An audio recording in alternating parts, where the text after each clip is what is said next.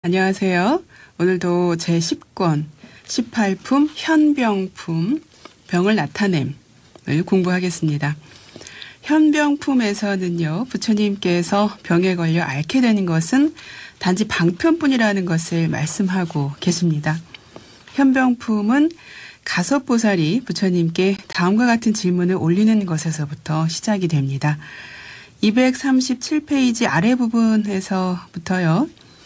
241페이지까지는 가섭보살이 부처님께서 병에 드신 이유를 모르겠다고 아주 장황하게 설명을 하면서 부처님께 질문을 올리는 부분입니다. 가섭보살의 질문 요점만 뽑아서 보겠습니다. 236페이지 아랫부분이군요. 네, 거기서부터 다시 보겠습니다. 가섭보살이 부처님께 여쭙습니다. 세존이시여, 열애는 모든 병환을 면하시었으므로 걱정과 고통이 소멸되어 두려움이 없으십니다. 그런데 무슨 연고로 오늘 문수보살에게 유촉하여 말씀하시기를 오늘 내가 등이 아프니 너희들이 대중을 위하여 법을 연설하라 하십니까? 네, 조금 건너뛰어서요.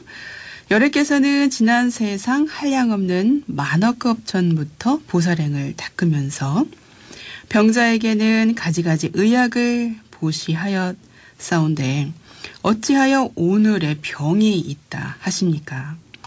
세존께서는 진실로 병이 있으신데 어째서 잠자코 오른쪽 옆구리를 대고 누워 계십니까?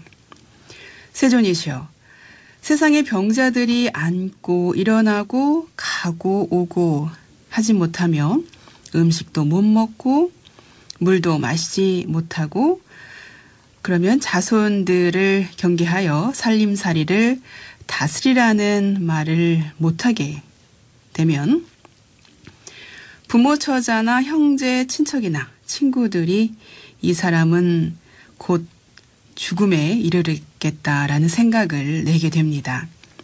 오늘 세존께서도 그와 같아서 오른쪽 옆구리로 누우시고 말씀을 아니하시니 연부제의 어리석은 사람들은 열애께서 열반에 드시리라 생각을 해서 아주 없어지시리라 생각을 하지만 열애의 품성은 끝까지 열반에 들지 아니합니다. 왜냐하면 열애는 항상 머물러서 변함이 없는 까닭이기 때문입니다. 그러므로 이런 인연으로 내가 지금 등이 아프다고 말씀하지 마십시오. 네, 조금 넘어가서요. 세존께서는 큰 지혜가 있어 모든 것을 밝게 비치시며 사람 중에 용이어서 큰 위를 갖추고 신통을 성취하여 더 이상 위가 없는 신선으로서 영원히 의심을 끊으셨고 독한 화살을 뽑으셔서 모든 거동이 찬찬하시고 위가 부족하여 조금도 두려움이 없으시거늘 어찌하여 오른쪽 옆구리로 누우시어 천상과 세간 사람들로 하여금 근심하게 하고 괴롭게 하십니까? 네, 이렇게 가섭보살이 질문을 올립니다. 부처님께서는 누우셨던 자리에서 일어나 가부좌를 들고 앉으셨어요. 얼굴이 금덩이처럼 환해지셨고 보름달처럼 빛나며 세상의 광명을 아주 밝은 광명을 놓으셨습니다. 신통력으로 온몸에서 연꽃이 나오게 한 뒤에 그 빛으로 지옥에까지 밝혀서 모든 중생의 고통을 없애주셨다고 합니다. 이처럼 부처님께서는 본래 어떠한 병에도 걸리지 않는 법신임을 설명하고 있습니다. 그에 관련된 경전 내용을 보도록 하겠습니다. 앞에서 가섭보살이 부처님 제발 돌아가실 것이 아니신데 돌아가시는 모습 보이지 마십시오라고 그렇게 간청을 드렸더니 그 자리에서 그대로 일어나 앉으셔서 광명을 놓으셨던 것이죠. 네, 그에 관련된 내용이요. 241페이지에서 242페이지에 나옵니다. 네, 그 내용을 함께 같이 보도록 하겠습니다.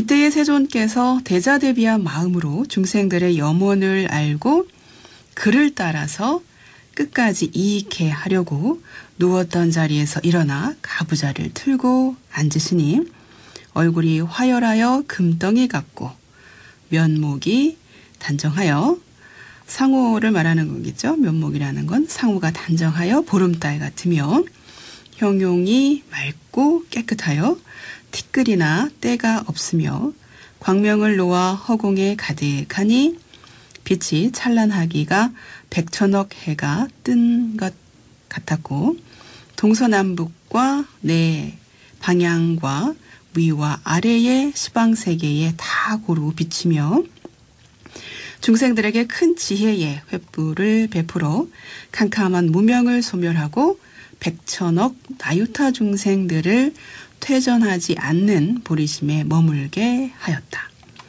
이때의 세존께서는 마음에 염려가 없었고 사자와 같으셨으며 30 이상 80종으로 몸을 장엄하셨고 몸에 있는 털구멍마다 연꽃이 피어났고요.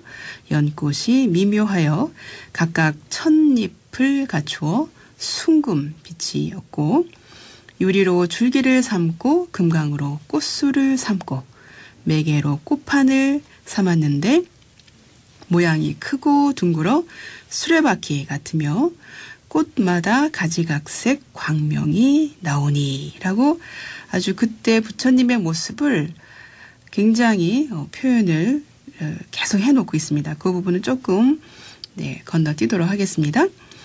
이러한 광명들이 낱낱이 아비지옥, 상지옥, 흥룡지옥, 중합지옥, 규환지옥, 대규환지옥, 초열지옥, 대초열지옥에 두루 비치었다. 이 8지옥에 있는 중생들이 항상 여러 가지 고통에 시달림을 받아 솥에 들어가서 삶아지고 불에 구워지고 도끼로 찍히고 칼로 쑤셔지고 가죽을 벗겨지는 고통을 받다가 이 광명이 쫙 비치니 이런 고통들이 모두 소멸되고 편안하고 서늘하여 쾌락이 그지 없으며 이 광명 가운데 열애의 비밀한 법장을 연설하여 모든 중생에게는 모두 불성이 있다고 말씀을 하시니 중생들이 듣고는 목숨을 마치면서 인간과 천상에 태어났으며 또는 8가지 얼음지옥이 있으니 아파파지옥, 아타타지옥, 아라라지옥, 아사사지옥, 우발라지옥, 파두마지옥, 구물두지옥, 문타리지옥들이라. 이 가운데 있는 중생들은 항상 추운 고통에 떨고 있었으니 온몸이 터지고 뽀개지고 갈라지고 부서지며 서로서로 해치다가 이 광명을 받고는 이런 고통이 소멸되며 몸이 따뜻하고 조화롭게 되었으며 광명 중에서 역시 열애의 비밀한 법장을 연설하여 중생들마다 불성이 있다고 말씀을 하시고 중생들이 듣고는 목숨이 마치어 인간과 천상에 다시 태어났다. 네, 여기까지가 경전 말씀이었습니다. 여기서 지금 지옥에 관한 이야기들이 계속 나오죠. 네, 그 지옥까지 부처님의 광명이 퍼졌다는 말씀을 이제 하시면서 이 각각의 지옥이 엄청 많이 나왔는데 이 앞쪽에서 언급된 지옥은 그러니까 아비지옥, 상지옥, 흥룡지옥, 중합지옥, 규환지옥, 대규환지옥, 초열지옥, 대초열지옥을 팔열지옥이라고 합니다. 8가지 열이니까 굉장히 뜨거운 지옥이라는 거죠. 팔열지옥이에요. 팔열지옥은 불교에서 중생들이 자기가 지은 죄업으로 인해서 가게 되는 그런 지옥 가운데에 아주 뜨거운 불길로 고통받는 8가지 종류의 큰 지옥을 말합니다. 지옥에 관한 설명은요. 장아함경 제30권 세기경의 지옥품이 있는데 그곳에 표현이 되어 있고 또 자바함경의 구가리경이나 연소법경에 나와 있다고 합니다. 먼저 팔열지옥의 한 곳인 아비지옥을 먼저 보겠습니다. 이 아비지옥은 산스크리트어로 아비지, 이 아비지옥은 제가 그전에도 한번 말씀을 드린 적이 있습니다. 이 아비지옥은 무간지옥과 같은 지옥이라고 전에도 한번 말씀드린 적이 있습니다. 괴로움을 받는 일이 한순간도 쉬지 않고 끊임이 없다고 해서 무간이에요. 사이간자, 없을 무자 써서 사이가 없다. 한순간도 쉬지 않고 계속 고통을 받는 지옥이다 해서 무간지옥 또는 아비지옥이라고 합니다. 두 번째가 이제 상지옥이라고 나왔는데요. 이 상이 생각상자를 썼는데요. 이 상지옥은 16개의 작은 지옥이 있다고 합니다. 작은 지옥의 가로와 세로는 각각 500유순. 이 유순이라고 하는 것은 고대 인도의 거리를 재는 이제 숫자의 단위인데요. 소달구지가 하루에 갈 수 있는 거리라고 하는데 80리라고 얘기를 하네요. 80리가 몇 킬로인가 또 찾아봤더니 31킬로라고 합니다. 그래서 500유순. 작은 지옥의 가로 세로는 각각 500유순. 그러니까 31킬로인 대유순. 60리. 60리인 중유순. 40리인 소유순. 세 가지가 있다고 합니다. 그러니까 큰 대유순, 중유순, 소유순. 그렇게 그만큼의 거리에 그 공간에 작은 지옥이 있는데요. 그곳에 사는 그 중생들은 손에 새 손톱이 난데요. 그 쇠로 된 손톱이 이렇게 나는데 그 손톱이 아주 길고 날카롭다고 합니다. 그래서 서로 썽을 이렇게 내면서 해칠 생각을 마음에 딱 품으면 그 손톱이 쫙 나와서 서로 핥히면서 손이 쇠 손톱이니까 얼마나 강하겠습니까? 그걸 한번 딱 긁으면 살점이 막 떨어지는 그런 고통을 느끼겠죠. 이미 죽었다 하고 생각을 하면 찬바람이 불어와 피부와 살이 다시 살아난대요. 살아나면 곧 다시 일어서서 나 이제 살아났구나라고 또 그렇게 생각을 한다네요. 그래서 다른 중생들도 나도 네가 살았다고 생각한다라는 어떤 생각만 일으키면 다시 살아나고 다시 지옥이 되풀이가 되는 거예요. 그러니까 이 지옥에서는 죽어도 죽을 수가 없는 곳이라고 합니다. 그렇게 생각을 일으키면 바로 나타나는 그런 지옥을 상지옥이라고. 아직도 좀 의미가 그렇게 명확하지는 않지만 제가 그렇게 찾은 거로는 그렇게 나와 있습니다. 상지옥은 스스로 생각을 일으켜서 그 생각을 일으킨 것이 그대로 나타나는 것이라고 합니다. 이제 나쁜 생각이 일어나는 거겠죠. 이게 지옥이니까요. 자, 그 다음에 흑룡지옥을 보도록 하겠습니다.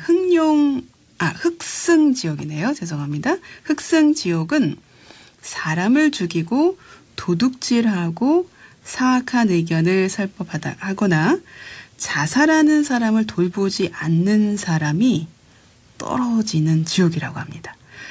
죄인이 이 지옥에 들어가면요, 타오르는 불꽃 속에서 온몸을 뜨겁고 검은 쇠줄로 얽어매고 뜨겁게 달구어진 도끼, 톱, 칼 이런 것으로 몸을 베이고 끊어내는 형벌을 받게 되고요. 험한 언덕에서 날카로운 칼날이 풀처럼 무성하게 솟아있는 뜨거운 땅으로 떨어져서 몸이 아주 갈기갈기 찢어지는 그런 고통을 느끼는 지옥이 바로 이 흑승지옥이라고 한다고 합니다. 네, 그 다음에 등활지옥이 나오죠. 이 등활지옥은 산 목숨을 죽이는 죄인이 이 지옥에 떨어진다고 합니다. 살생한 횟수를 상중하로 나누는데요. 그 상중하에 따라서 괴로움을 받게 된다고 합니다. 똥오줌에 빠진 자는 냄새 때문에 괴로워하고 또 그 속에 우글거리는 벌레 같은 것이 온몸을 막 파먹기도 하기도 하고 그런다고 하네요. 또한 이 지옥에 나는 중생은 뭐 서로 핥히고 찢고 옥졸들도 쇠몽둥이로 가지고 이제 죄인들 막 때리고 부수고 칼로 살을 찢는 그런 형벌을 내린다고 합니다. 지옥이니까 너무 무섭네요. 표현을 하니까. 네, 이렇게 이제 등활 지옥은 사람을 죽인 죄인이 들어가는 그런 지옥이라고 하는 것이고요. 그리고 중합지옥이라고 하는 곳은요.